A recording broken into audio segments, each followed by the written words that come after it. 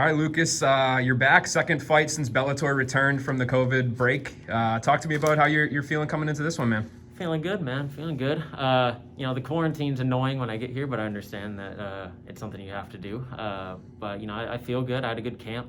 My gym never really closed for the COVID or anything, at least not recently. So I had a great camp coming in here, man. I feel good. Were you happy to be able to get back in there so quickly, not have to take off some time, or? Yes, yeah. I was expecting longer. I usually have a longer break, and I had like a week and a half where I was just kind of like chilling, and they called, and they're like, "Oh, we'll have you again." I was like, "Oh, shit, okay." And so I was just getting in there again. But I'm happy, man. I wanted to get one more in for the end of the year, so it's good. I talked to a lot of prospects, up and comers, kind of in the development stage of their pro career. Do you prefer that to kind of get the reps in, or do you feel like you would prefer having those training camps where you can really sharpen your skills? Or it's kind of a balance? I like having long training camps just for the sake of training for a particular fighter. Like if I'm fighting someone with some particular style, I like having a camp that I can build around that. And I'm very meticulous about how I like to run my camp and my diets and everything. So I like having long camps as long as I know ahead of time when the date is. Yep. And I saw since your last fight, I don't know how long that this went on for, if it was a one-time thing, picture of you on Instagram with Bryce Mitchell that you got some training in. Is that something that has been on and off? For the last at least a year and a half, my little brother wrestles for Little Rock, Arkansas, the D1 wrestling team. And so we go up there, we see my brother. They're like a mile from the campus. And so I train with him and TJ Brown a lot. They're a lot of fun. And Bryce is interesting. He's a weird dude, but he's a lot of fun to train with. And so, yeah, he came down to our gym, lived with us, stayed, trained for a couple days. We went up there, trained for a couple days. A lot of fun, man. A lot of fun. So the character we see on TV is pretty accurate? 100% accurate, if not dialed down. And living with him, we lived with him for like 2 days. He just stayed with us and just slept in our living room. Dude, he's so just very outlandish, but his fight IQ is ridiculous. And he's just, all day, he's just warming up. He's in the backseat of the car, shadow boxing. And we get to the gym, and he's just jumping around, changing, and he's just all day, just like amped up. I'm like, "Hey, bro, we're not working out for like 3 hours. Like, you can calm that down." He's like, "I just want to go. I just want to go." I'm like, "Shit, all right." Yeah. Did he teach you any twister tips? Do you think we'll see you pull one of those off at some point? We didn't get into a whole lot of those. They're not as much my area as they are his, but we definitely traded a lot of techniques. It was fun. Yeah.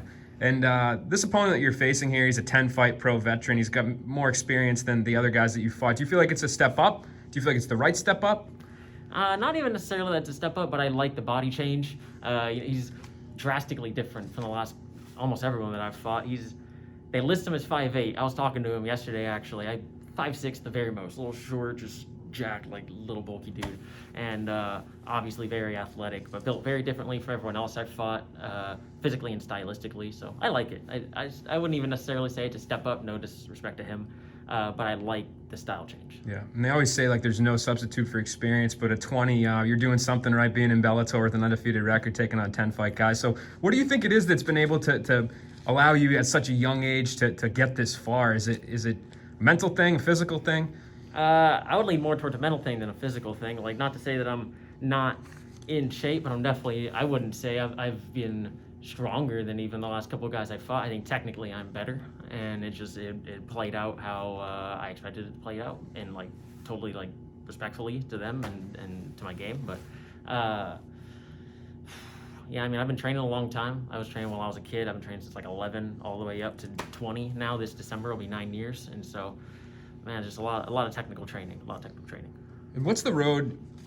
Obviously, like you said, you're trying to get more experience and work your way up, but what's kind of the roadmap for you? Is it something that you even think about? Like, there seems like there's two trains of thought, right? Like, one set long-term goals, the other one focus on what's in front of you. So how do you balance that as an up-and-comer? I try to focus on what's in front of me. I don't like looking too many fights ahead, just in that off chance that maybe that close one doesn't go my way, right? Now that long-term deal's off the road, so I like just looking at what's ahead of me. What's my next fight? What's my next opponent?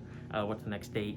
I look ahead only within the next couple fights. I just like to, I like to plan out my year maybe on what my camps might look like for the year. But I'm not out here calling anyone out, and I'm sure they find it hard to promote me. I don't really do a whole lot. I just, I like to fight and I like to win. So. And how do you win on Thursday? Do you think? Submission. Yeah. Yeah. There you go. Awesome, man. Well, I appreciate the time and good luck in the fight. Thank you, sir.